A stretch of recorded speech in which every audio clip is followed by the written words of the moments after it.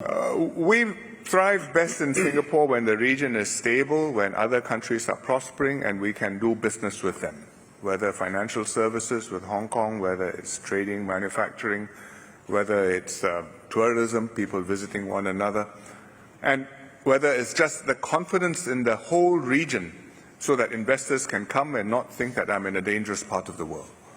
And when Hong Kong is troubled, when there are demonstrations or worse, riots, when the chief executive is booed out of the Legislative Council chamber, I think that's very sad for Hong Kong and very bad for the region. And we look on with concern. We hope that Hong Kong will be able to overcome these problems. I don't see any easy way forward, because the demonstrators, they say they have 5 major demands and not one can be compromised. But those are not demands which are meant to be a program to solve Hong Kong's problems.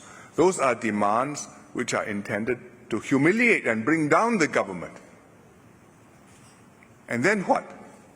Well, I think if you press the question, some of them would, if they were candid, would say, well, I don't know, and then what? But anyway, I am not happy, I want this to happen.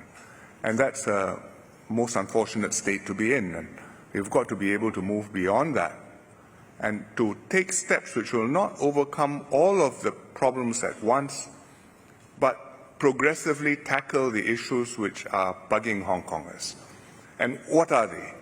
I think, first of all, it's one country, 2 systems. It's the way it is meant to work. I think there will be those who are not happy with the way it is working.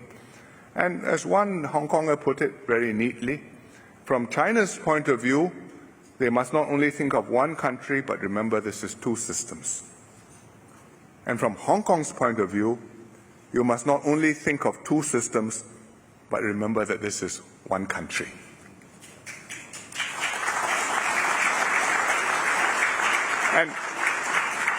And that calls for wisdom and restraint on both sides. Then there's issues of governance, how the Hong Kong chief executive and the LegCo are selected, chosen. They had a proposal for the chief executive to be elected. It was debated in 2014. Unfortunately, there was opposition and it didn't come to pass. So they have not had expansion of the suffrage as was envisioned under the basic law, under the agreement with the British.